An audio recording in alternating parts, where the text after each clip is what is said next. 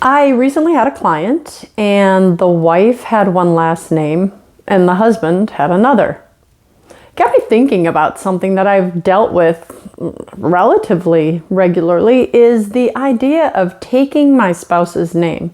Yes, historically it is we women who should take the name of the husband, but it's for bigger reasons than just taking his name. I remembered asking the husband, because I had, dealt with this before. I said, does it bother you that she didn't take your last name? He's like, and I said, oh, so it does. When I talk to husbands about this, they, perhaps because of the generation we live in, and are told that you have to do what she wants, don't say that they're bothered by it. But I do remember my own husband back in 1983 when I married him.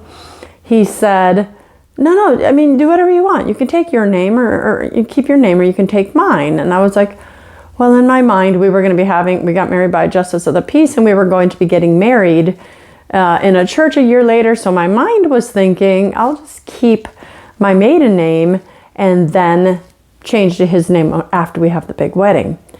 It wasn't 5 minutes later. I'm like, okay, wrote down my maiden name. Then we left, and he's like, what, are you embarrassed to be married to me? I'm like, you just told me I could do whatever I wanted. So to be honest, I had zero idea that it bothered my husband at that time. None. But it did. And just a second hand though, come on, dudes, don't be so passive aggressive. If it bothers you, tell us. But I do understand why you don't, because again, you're in a society that says, you got to let her do these things, the feminist movement, whatever it is. But ladies, I understand. Perhaps you're a doctor, you've been a doctor many, many years, and you're known by that. I know when my sister was in the military, she had built up a good reputation with her name. And then when she got married, she didn't want to change it, because then who would know who she was? Promotions, things like that. I get it. But there is a difference between, I'm going to take your name legally, and when it comes to some of these professional things, I will continue to use my maiden name just so people know me, but making it clear that, okay, I still have his name, but I'm going to keep using my maiden name.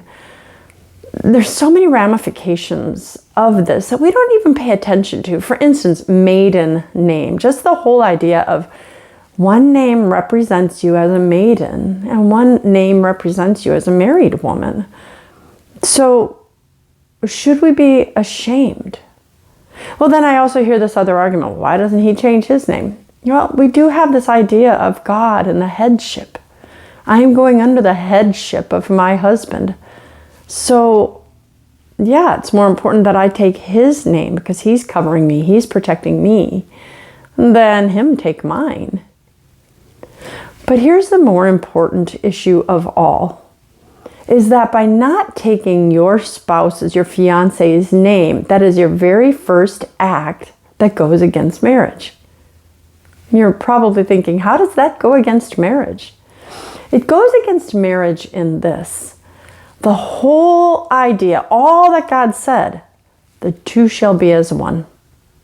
The two shall be as one.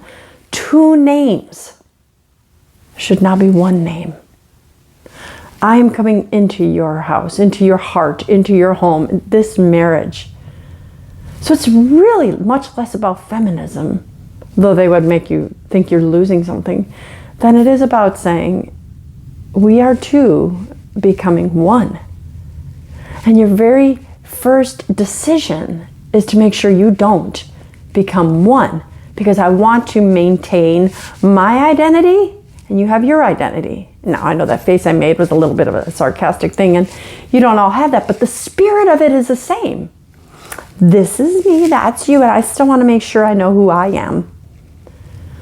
Guys, that is the spirit that goes against marriage. I know you don't know that intellectually, you're not doing that as a decision, but the idea of division is one that Satan brings.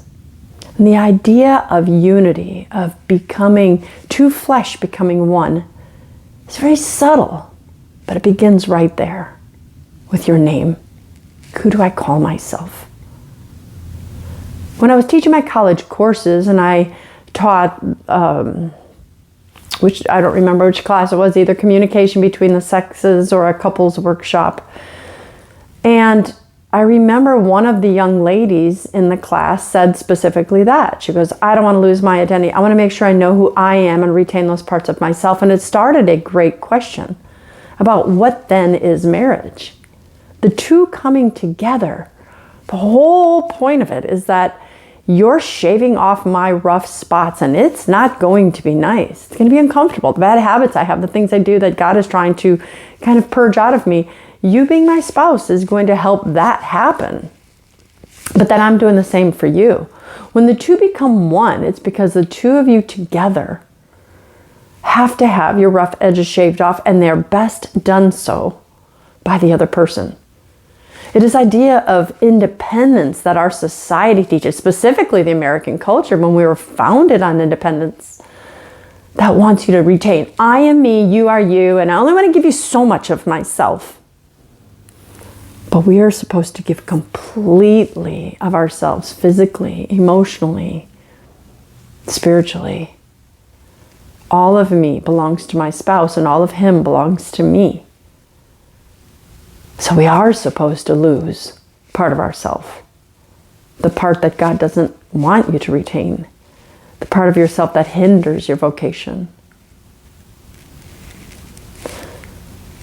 One last thing. I remember seeing the movie what was it? Oh, gracious, it was in my mind. Julia Roberts was in it, and she would run from weddings. Why is it leaving my brain? I knew it before I did the video. But she would get down the aisle, and then she'd leave, and then a runaway bride, that's what it was. And then she'd go and meet the next guy, and they'd get engaged, and then they'd leave. And when she was with one guy with tattoos, she'd get a tattoo. When she was with the guy who was clean cut, she'd be clean cut. When she was with the guy who was a motorcyclist, she'd get a motorcycle jacket. And at the end of the show, it was basically saying, I want to know who I am. I want to know what kind of eggs I like. I like scrambled because you do, poached because he does, over easy because he does. What do I like? And while I understand the premise of the movie is you don't want other people to shape your thoughts, you need to know good, bad, right, wrong. But it made it look as if coming together with a spouse and liking the things that he or she liked is bad. It's not. My husband and I came together at 18 and 20. I don't know what I would have been like if he wasn't in my life, but I know what kind of furniture we decided to like together. I know what kind of eggs I like, and maybe he affected it, maybe he didn't. He was a cook. But those things are superficial and unimportant. What's really important is that Danny and I become one, that you and your spouse become one. And the very first thing you can do is take his name. Controversial a little bit, I think, but I'd love to know your thoughts. I am Dr. Christine Bacon. Thanks for watching this informational Bacon Bit, and as always, remember to live your life sunny side up.